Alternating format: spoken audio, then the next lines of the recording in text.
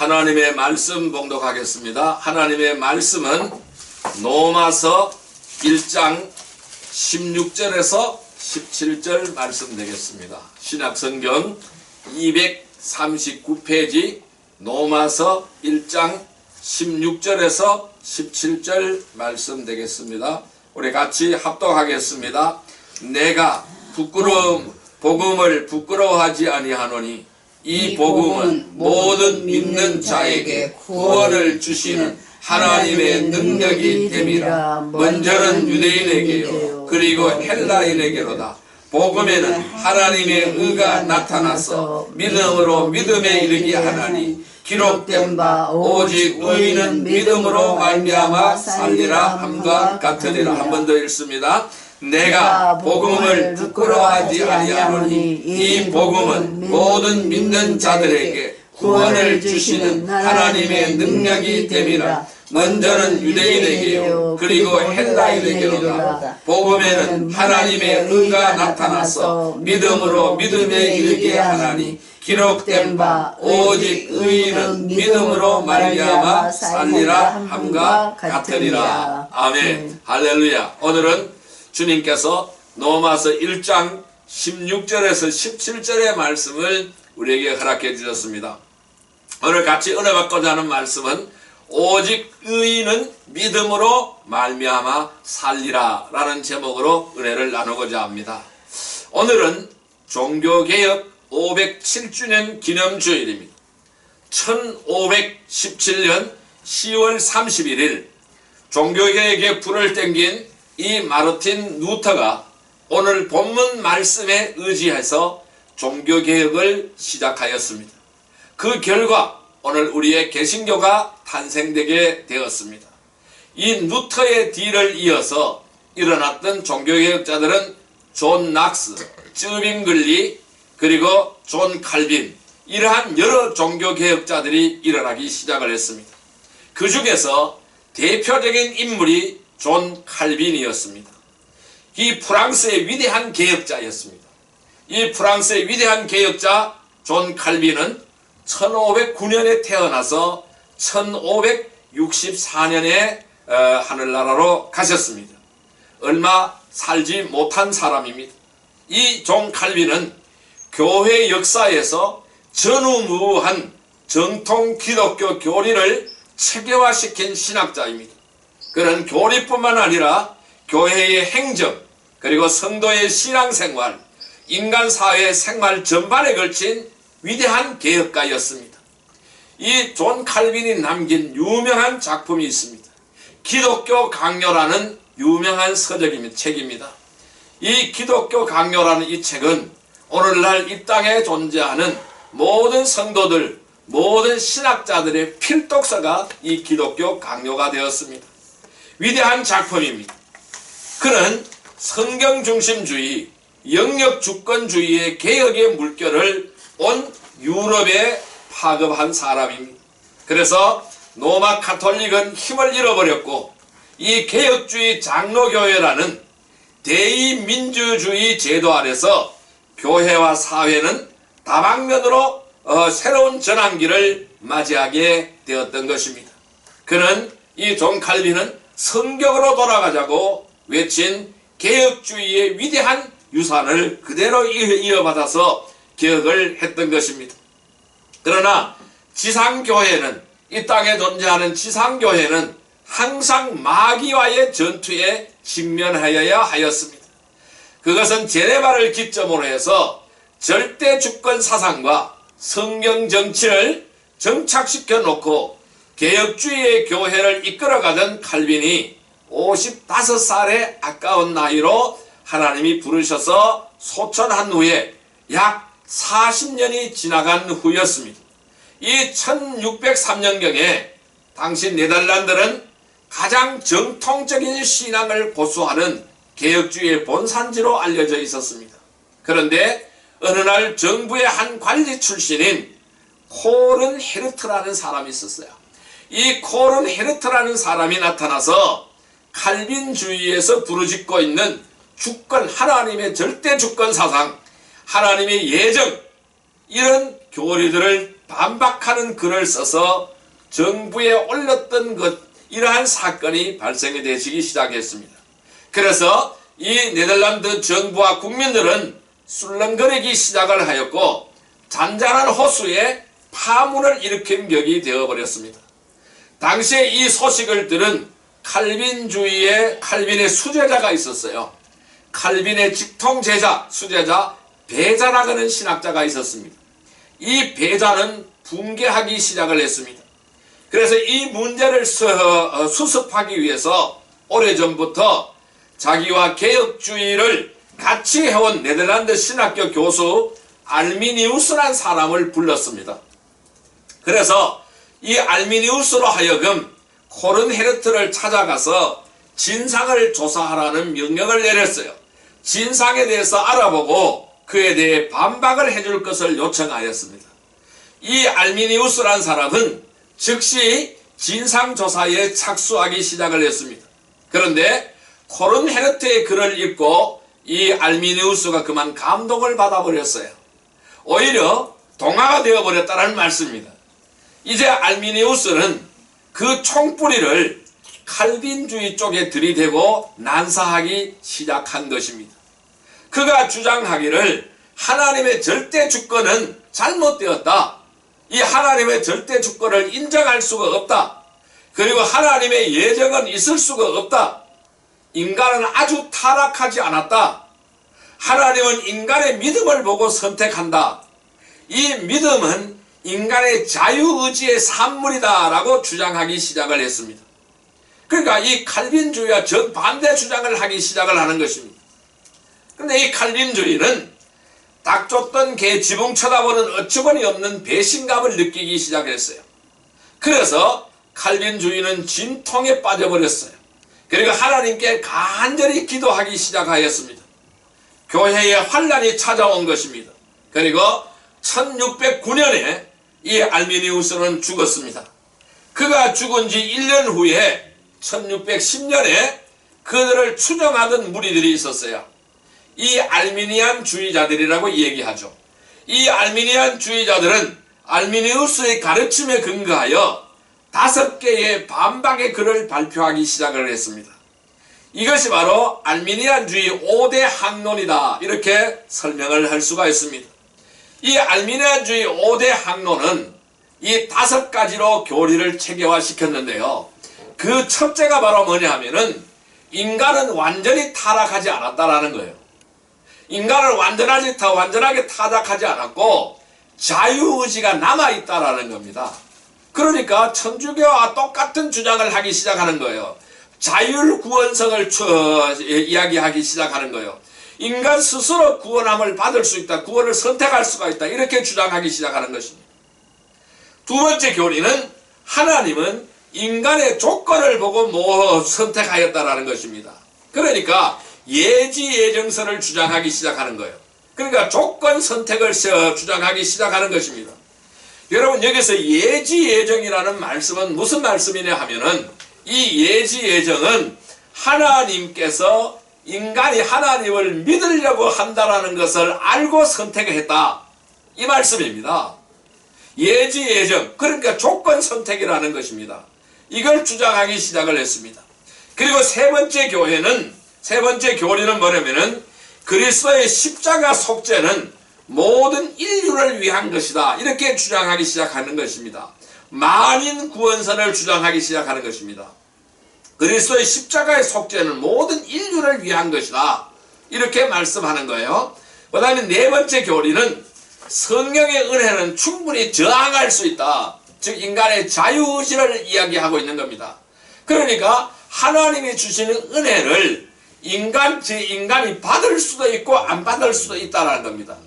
내가 하나님이 손을 내미는 손을 나는 잡을 수도 있고 안 잡을 수도 있다라는 말씀을 하고 있는 것입니다. 인간의 자유의지를 주장하고 있는 것입니다. 자, 그 다음에 다섯 번째 교리는 구원 얻은 사람도 잘못하면 구원을 잃어버릴 수 있다. 궁극적 구원에 대한 실패 가능성을 이야기하고 있는 거예요. 그래서 이것이 바로 알미니안주의의 교리의 5대 강령이다. 이렇게 설명할 수가 있습니다. 자, 그렇다면은 이 칼빈주의 정통신앙을 자랑스럽게 여겨오던 이 네덜란드 정부와 네덜란드 교회는 이러한 반대에 부딪혔죠. 그래서 그냥 좌시할 수만은 없는 것입니다. 그리하여 네덜란드 의회는 세계적인 종교회의를 개최하기 시작을 했어요. 어디서? 돌트라는 곳에서 종교회의를 개최하기 시작했어요. 그래서 1618년 11월 13일에 이 돌트 회의를 개최하기 시작했습니다. 자, 여기 이 돌트 회의는 스위스, 영국, 그 다음에 로마, 그 다음에 독일, 이런 각지에서 온 27명의 사절과 84명의 교회 지도자, 그리고 18명의 정부 고위층이 참가한 연석회의였어요. 대회의였어요. 이것이 유명한 돌트 종교총회다, 이렇게 설명을 할 수가 있어요. 이 돌트 총회에서는 신본주의의 기초를 두고 구원을 가르치는 칼빈주의 신학과 그 다음에 인본주의의 기초를 두고 구원을 가르치는 알미니안주의 신학과의 대논쟁이 시작이 되었던 것입니다. 7개월간에 걸쳐서 종교회의를 열었어요. 이 7개월에 걸쳐서 154회기를 열었어요. 그래서 그 거듭한 결과 당연히 칼빈주의의 승리였습니다.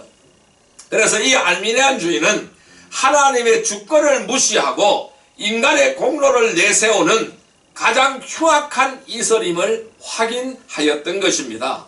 그리하여 알미니안 5대 학론에 대치되는 칼빈주의 5대 강령을 작성을 했어요. 그래서 그것을 채택하고 발표하기에 이르렀습니다. 1619년 5월 9일에 칼빈주의 5대 강령을 발표를 했어요. 우리는 이것을 가지고 칼빈주의 5대 교리라고 부르고 있습니다.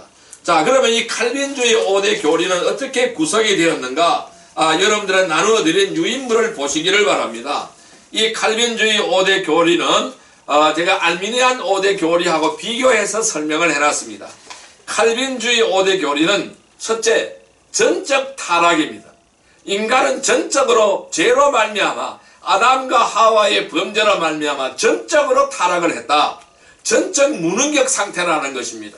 그래서 인간은 인간의 힘으로 하나님 앞에 나를 구원해달라고 도움을 요청할 수 있는 힘이 전혀 없다라는 것입니다.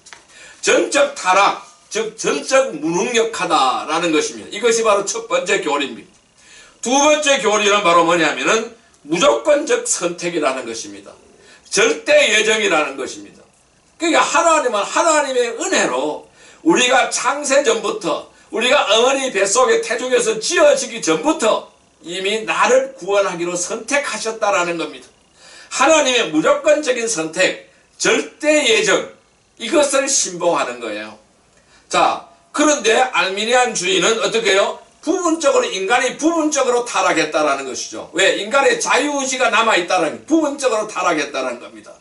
내가 하나님을 향하여 나를 구원해달라고 손을 내밀 수가 있다는 겁니다. 그래서 그들이 주장하는 것은 조건적인 선택을 주장하는 것입니다. 뭐냐? 내가 하나님을 향하여 손을 내민다는 사실을 알고 나를 선택하셨다. 나를 예정하셨다. 그러니까 예지 예정을 얘기하는 것입니다.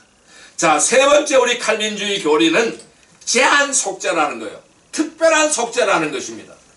그럼 이 말씀은 무슨 말씀이냐 하면은 택자만을 위한 속죄라는 거예요. 예수 그리스도의 십자가의 구속의 은혜가 택자만을 위한 거라는 거예요. 하나님께서 선택하신 자만 거기에 해당이 된다는 것을 말씀하는 거예요. 그런데 알미니안주의는 무제한 속죄다. 만 백성을 향한 무제한 속죄다. 하나님이 선택했든 안 했든 간 상관이 없다. 무제한 속죄다. 이것을 얘기하는 거예요. 보편 구원을 얘기하는 거예요. 그러니까 우리 칼빈주의는 보편 구원이 아니라 특별한 속죄라는 거예요. 특별한 속죄. 자, 그 다음에 네 번째 교리는 바로 뭐냐면은 불가항력적 은혜를 이야기하고 있어요. 이 불가항력적 은혜는 뭘 의미를 하느냐면은 하나님이 주신 은혜를 한거할 수가 없다는 거예요. 그러니까 인간은 하나님이 주신 이 구원의 선물을 선택할 자격이 없다라는 겁니다. 무조건 받을 수밖에 없다라는 거예요. 그래서 나의 의지와 나의 행동 어떤 것이 전혀 가미되지 않았다라는 거예요. 하나님의 불가항력적인 은혜를 한거할 수는 없는 은혜라는 것입니다. 그래서 하나님이 선택한 자는 100%다 구원받는다, 이 말씀을 하고 있는 거예요. 불가항력적 은혜라는 거예요. 그러나 알미니안주의는 가항력적 은혜를 이야기하고 있습니다. 내가 그 은혜를 물리칠 수 있다는 겁니다. 내가 하나님이 주신 은혜를 받을 수도 있고 안 받을 수도 있다는 것을 말씀하고 있는 거예요. 자, 그 다음에 다섯 번째 교리, 칼빈의 다섯 번째, 성도의 견인, 즉 궁극적 구원입니다. 하나님은 수단과 방법을 가리지 않고 어떠한 수단을 쓰든지 간에 하나님이 선택한 백성은 천국까지 끝까지 데리고 간다는 거예요. 이 궁극적인 구원을 말씀하고 성도의 견인을 말씀하고 끝까지 인도하여 간다, 천국까지 인도하여 간다라는 거예요. 물론 믿다가 타락할 수가 있어요. 그렇지만은 그 타락은 일시적이라는 것입니다. 하나님이 수단과 방법을 가리지 않는다는 거예요. 어떤 몽둥이를 치든지 질병을 주든지 어떤 환난과 고난을 주든지 어떠한 방법을 동원해서라도 그 사람을 다시 회개시켜서 끝까지 천국으로 데려간다는 것입니다. 그러나 알미니안주의는 은혜로부터 탈락을 이야기하고 있는 거예요. 내가 받기 싫으면 안 받는다라는 거예요. 내가 타락하면 안 받으면 구원받지 못한다는 것을 말씀하고 있는 거예요. 그래서 이러한 차이점이 있다라는 것을 말씀드릴 수 있습니다. 자, 이렇게 해서 알미니안주의는 정죄를 받았어요. 정죄를 받고 주모자들은 다 처형되었습니다. 그리고 추종 무리들은 모두 국외로 추방을 시켜버렸습니다. 네덜란드 의회에서 추방을 시켜버렸어요. 그리고 이 신학 논쟁에 의해서 개신교는 양대 산맥으로 갈라지게 되었어요. 나누어지게 되었습니다. 자, 이제 이 알미니안주의자들은 쫓겨서 네덜란드를 벗어나서 어디로 갔느냐 하면은 영국으로 건너갔어요. 영국으로 건너가서 명맥을 유지하다가, 자, 그리고 이제 영국에서 개혁자 요한 웨슬레가 나타나기 시작했어요. 이 요한 웨슬레가 그 감명을 받았어요. 이 요한 웨슬레 일파가 감명을 받고 알미니안주의자가 되어버렸어요. 그리고 마침내 이 요한 웨슬레는 그 추종자들과 함께 감리교를 창설하게 되었습니다. 그의 제자인 감리교회와 여기서 분파한 여러 종파들이 탄생하기 시작했어요. 감리교에서 분파된 것이 오순절 종파입니다. 오늘날 우리 한국교회에서 말하고 있는 예를 들어 오순절 교단들이에요. 순복음 교단들이에요. 오순절 교단들이에요. 자, 이러한 교단들과 유니테리언주의와 침례교, 개혁 침례교가 아닌 유니테리언 침례교, 그리고 구세군의 중심적인 교리가 되어버렸습니다. 그리고 이 칼빈주의 신학은 장로교, 복음주의 교회에 영향을 주게 되어서 신본주의를 신봉하는 장로교의 가장 기본적인 근본적인 원리로 채택이 되었습니다. 그래서 장로교나 개혁교회의 기본 구원관으로 자리 잡기 시작을 했는 것입니다. 그리고 알미니안주의자들은 점차적으로 자신들의 오류를 깨닫기 시작을 했습니다. 그래서 수정하기 시작을 했어요.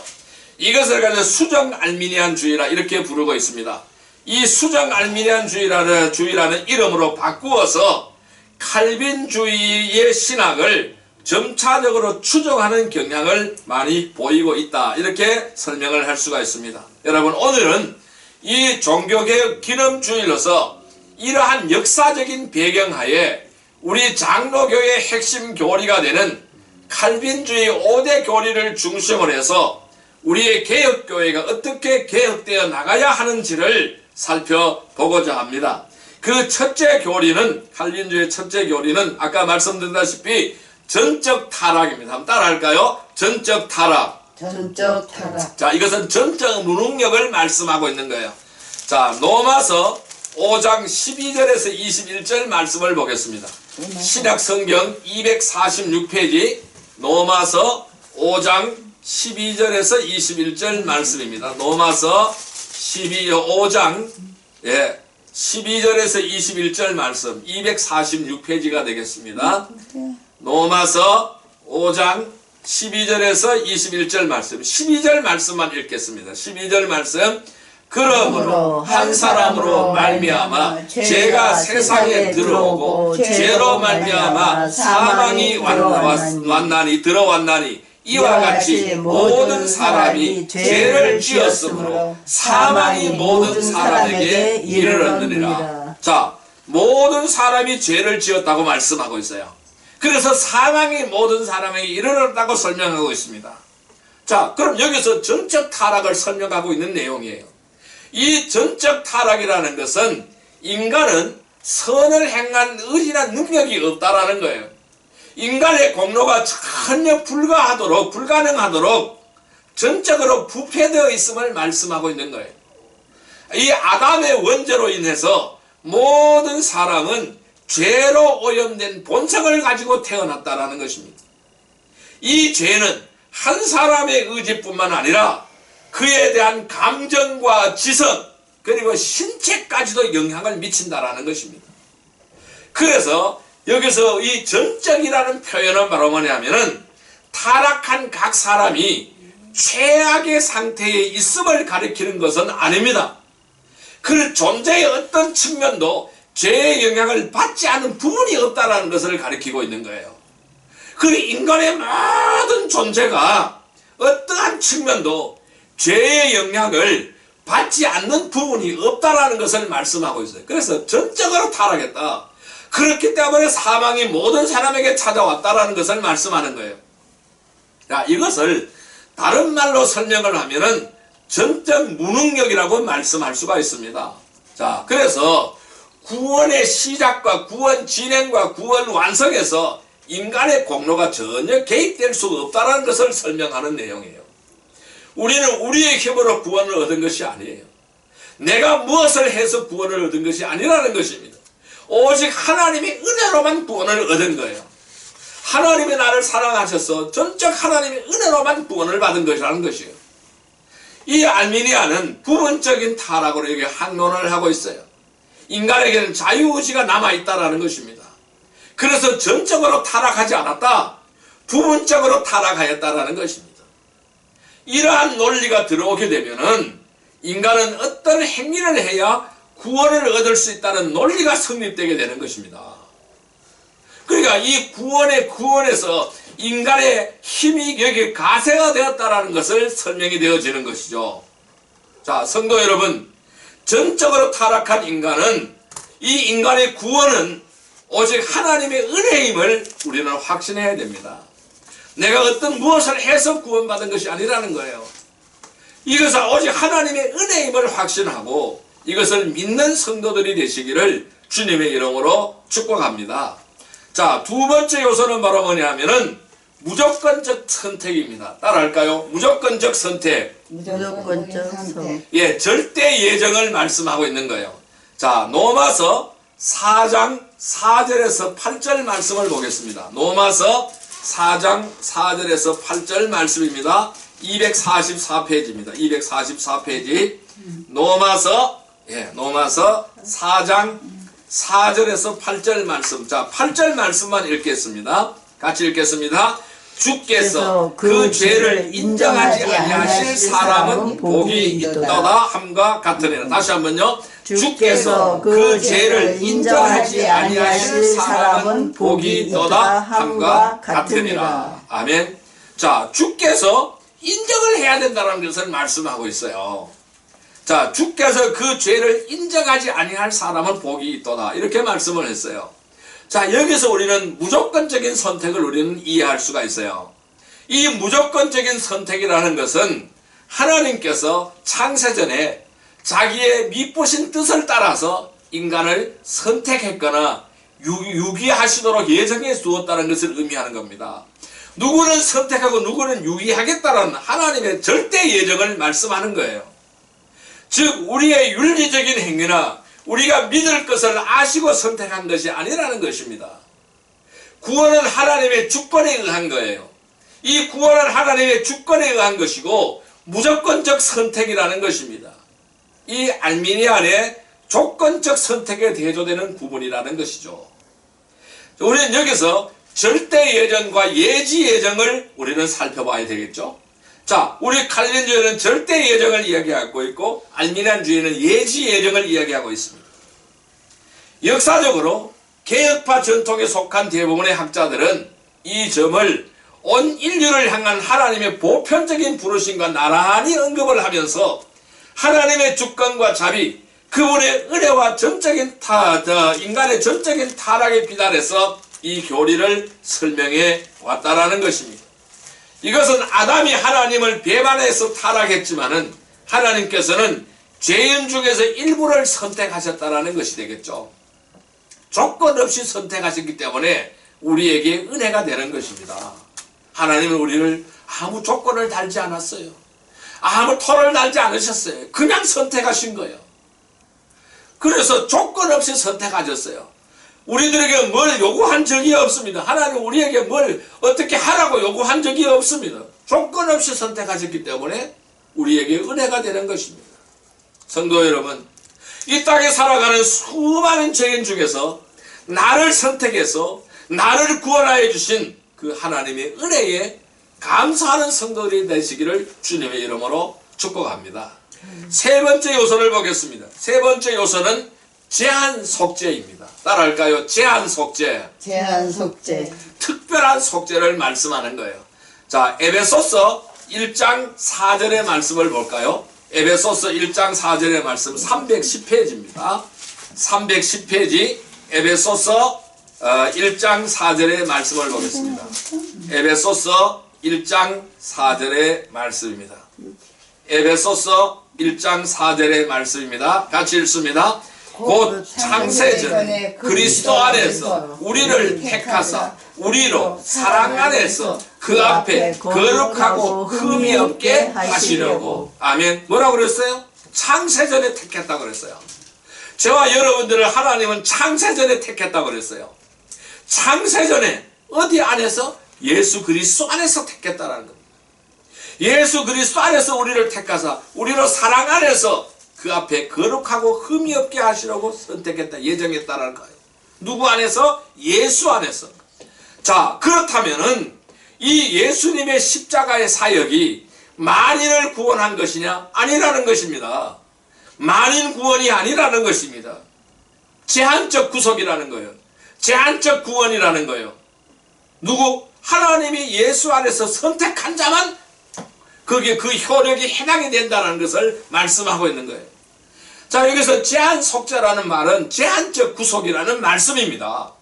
오직 선택한 자만이 그리스도의 속죄에 의해서 구원을 받는다는 것을 의미하는 것입니다. 예수님께서 누구를 위하여 죽으셨느냐? 하나님이 예수 안에서 선택한 자만을 위해서 죽으셨다는 말씀이에요. 이것은 그리스도의 속죄의 능력을 제한해버리는 것이 아닙니다. 그리스도의 구속의 사역은 오직 구원에 이르도록 예정된 자들에게만 효력이 발생한다는 것을 말씀하고 있는 거예요. 예수 그리스도는 이 세상을 위해서 십자가에서 피를 흘리는 것이 아니라는 것이죠. 선택받은 자를 위해서 피를 흘리셨다는 말씀입니다. 이 알미니아는 무제한 속죄를 주장하는 것이죠. 보편 구원론을 주장하는 것이죠. 제한 속죄와 어울리지 않고 무제한 속죄와 어울린다는 것을 말씀하고 있는 것입니다. 성도 여러분, 예수님은 하나님이 선택한 택자들을 위하여 이 땅에 오셨습니다. 그리고 십자가에서 피 흘려 죽으심으로 우리를 구원해 주셨습니다. 이 놀라운 사랑과 은혜에 우리는 전적으로 감사하는 성도들이 되시기를 주님의 이름으로 축복합니다. 자, 네 번째 교리는 바로 뭐냐? 네 번째 요소는 바로 뭐냐면은 불가항력적 은혜입니다. 따라할까요? 불가항력적 은혜. 불가항력적 은혜. 예. 요한복음 6장 37절에서 40절 말씀을 볼까요? 153페이지입니다. 153페이지. 요한복음 6장 37절에서 47절 말씀입니다. 153페이지입니다. 요한복음 6장 37절에서 40절 말씀입니다. 요한복음 6장 37절에서 좀 찾아주세요. 요한복음 6장 37절에서 40절 말씀. 요한복음 6장 37절에서 40절 말씀. 자, 그 중에서 39절 말씀만 읽어보겠습니다. 39절 말씀 읽습니다. 같이 읽습니다. 나를 보내신 이의 뜻은 내게 주신 자 중에 내가 하나라도 잃어버리지 아니하고 마지막 날에 다시 살리는 이것이니라. 아멘. 자, 여기서 뭐라 그랬어요? 예수님께서 직접 설명하신 거예요. 뭐라고요? 나를 보내신 이의 뜻은, 나를 보내신 이는 누굴까요? 하나님이시잖아요. 하나님의 뜻은 내게 주신 자 중에 내가 하나라도 잃어버리지 아니하고 마지막 날에 다시 살리는 이것이라, 이것을 설명했어요. 그러니까 예수님이 말하는 하나님의 뜻은 하나님이 나에게 맡기신 영혼은 100%다 구원시킨다라는 말씀을 하고 있는 거예요. 여기서 불가항력적 은혜란 말은 중생은 전적으로 선택을 기초로 한 하나님의 효과적인 사역과 부르심이잖아요. 이 하나님의 은혜가 주어질 때에 인간은 이를 거부할 수 없다는 말을 설명하고 있습니다. 왜? 100%다 구원한다는 거예요. 하나님이 나에게 보내주신 자는 탈락이 없다라는 것이잖아요. 100%다 구원한다라는 것이잖아요. 여기에 내가 개입이 했습니까? 개입이 된 것이 있습니까? 나의 의지와 나의 뜻이 개입이 된 게 있어요? 어떤 행위가 개입이 된 것이 있어요? 아무것도 없다라는 거예요. 하나님의 주권적인 선물이라는 것을 설명하고 있는 겁니다. 자, 동시에 개혁파는 하나님의 은혜가 인간의 자유, 책임과 역동적으로 상호작용하는 가운데서 역사함을 주장합니다. 알미니아는 가항력적 은혜를 주장하잖아요. 하나님이 주신 은혜를 내가 받을 수 있고 안 받을 수 있다, 한가할 수 있다는 것을 말씀하고 있어요. 우리는 불가항력이다라는 겁니다. 안 받을 수가 없다라는 것입니다. 그래서 이 가항력적 은혜에서는 이 구원의 탈락 가능성을 제시하고 있잖아요. 이 알미니안 주의에서는. 자, 불가항력적 은혜는 성도의 견인과 한 짝이 되는 거예요. 이 궁극적 구원인 성도의 견인과 한 짝이 되는 겁니다.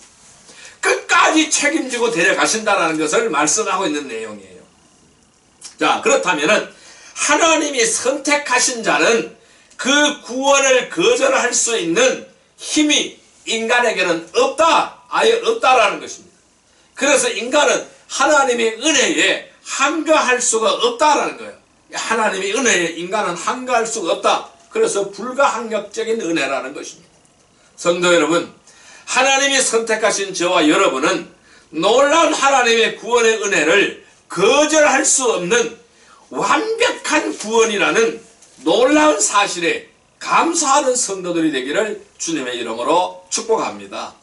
자, 이제 마지막 교리는 5번째는 뭐냐면은 성도의 견인입니다. 따라할까요? 성도의 견인. 성도의 견인. 예, 이것을 가지고 우리는 궁극적 구원이다, 이렇게 설명을 합니다. 자, 베드로전서 5장 10절의 말씀을 보겠습니다. 베드로전서 5장 10절의 말씀을 보겠습니다. 383페이지입니다.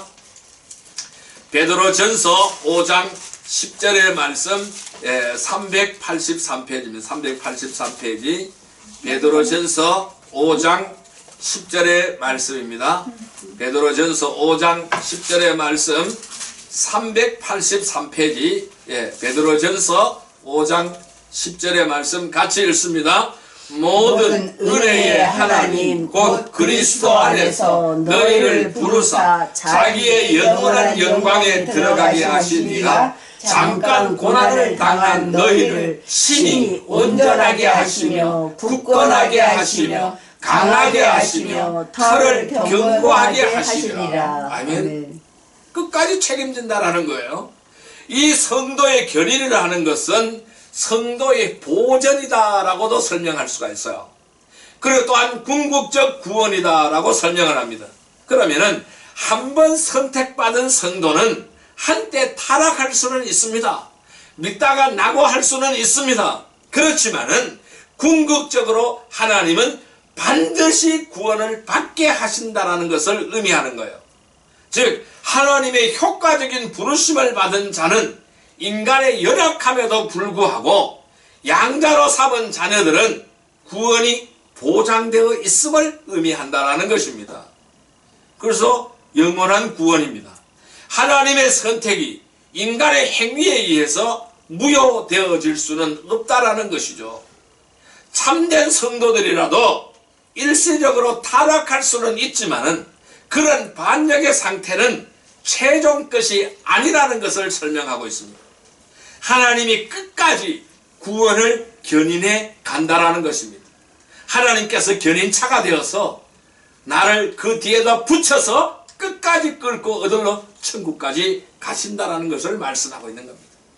이 교리의 의도는 도덕률 폐기를 변명할 구실을 주고 있다고 많은 사람들이, 알미니안주의자들이 이 얘기를 합니다. 자, 그런 것이 아닙니다. 오히려 고뇌하는 성도들을 위로하고 하나님의 은혜에 전적으로 순종하도록 격려하는 데가 있습니다. 알미니아는 은혜로부터의 탈락 가능성을 항론하고 있는 것이죠. 믿다가 타락하여 구원에서 탈락된다라는 견해를 가지고 있는 겁니다. 그러다가 다시 믿으면 구원에 이른다라는 것입니다. 이것이 알미니안주의의 교리입니다. 성도 여러분, 우리를 선택하신 하나님의 구원은 탈락이 되어질 수 없는 영원한 구원임을 깨닫고 늘 믿음으로 감사하며 순종하는 성도들이 다 되시기를 주님의 이름으로 축복합니다. 이제 말씀을 정리하여 보겠습니다. 자, 그럼 우리는 어떻게 하여야 할까요? 예정론을 말하면서 예정론이 맞으면은 전도를 할 필요가 없다고 말하는 사람들이 있습니다. 이것은 옳지 않습니다. 왜 그러냐 하면은 우리는 어떤 사람들이 선택을 받았는지 알 수가 없습니다. 누가 하나님의 선택을 받았는지 알 수가 없습니다. 그걸 알 수가 없기 때문에 우리는 모든 사람에게 복음을 다 전해야 되는 것입니다. 선택받은 사람이라고 할지라도 스스로 복음을 듣기 위해서 교회에 나오지 않습니다. 그렇기 때문에 예정론이 옳기 때문에 더욱더 우리는 복음을 전파해야 된다는 것입니다. 예수님께서도 우리에게 복음을 전하라고 명령하셨어요. 이 예정론을 기계적이나 운명론으로 생각하는 것은 바람직하지 않습니다. 예정론은 하나님의 구원 경륜에 관한 것이지 인간의 운명의 화복을 탐구하는 것이 아니라는 것을 여러분들이 분명히 인식해야 됩니다.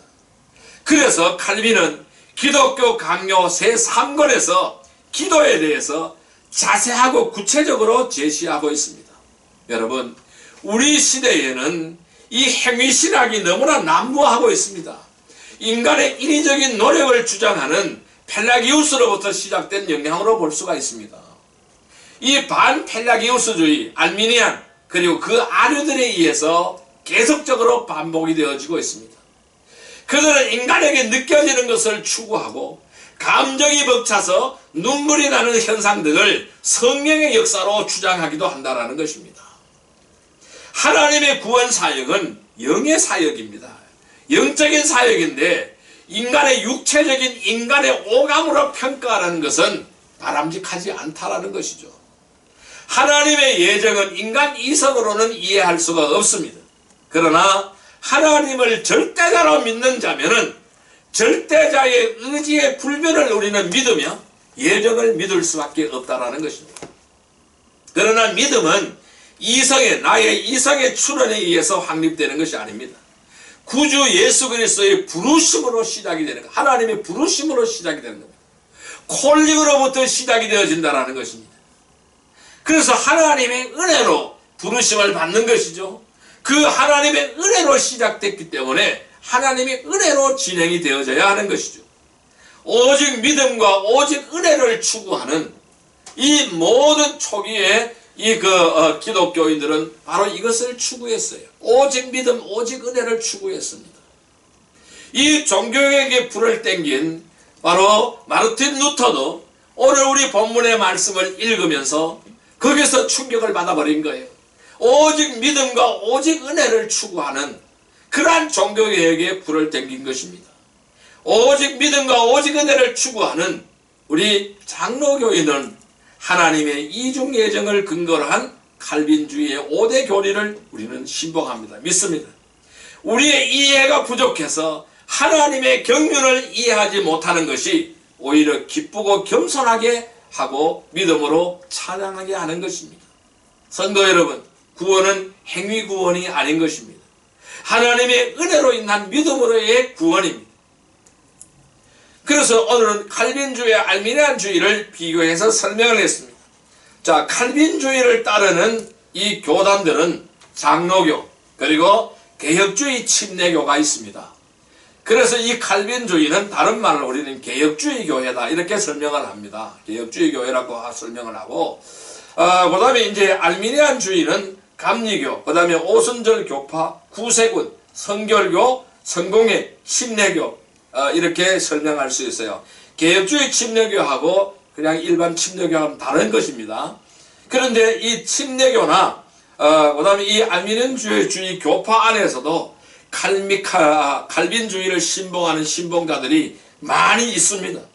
그러니까 이 같은 침례교 안에서도 칼빈주의를 신봉하는 침례교도 많이 있다라는 것을 여러분들이 인식하시기를 바랍니다. 그래서 우리는 이 하나님의 오직 은혜, 오직 믿음으로 구원받는다라는 이 교리를 확실하게 신봉하고 여기 하나님의 주권사상에 대적하는 모든 것들은 다 우리의 적이다라는 사실을 깨닫기를 바랍니다. 오늘날 전 세계에 불어닥치고 있는 젠더 이데올로기, 말하는 동성애 이데올로기, 공산주의 좌파 이데올로기 이런 것들은 다 우리의 개혁주의 신앙의 적이 된다라는 사실입니다. 그것을 통해 교회를 허물고 있다는 사실을 우리는 깊이 알고 우리의 진리를 이 성경, 오직 성경, 오직 믿음, 바로 이 은혜 안에, 오직 은혜 안에 우리는 구원을 받고 구원이 이루어지고 있다는 이 사실을 확신하고 거기에 우리는 한거에서 오직 진리로 돌아가는 개혁주의 운동을 지금도 계속해서 펼쳐야 될 줄로 믿습니다. 종교개혁은 아직까지 미완성입니다. 계속해서 우리는 그 개혁신앙을 이어가는 그러한 신봉자가 되시기를 주님의 이름으로 축복합니다.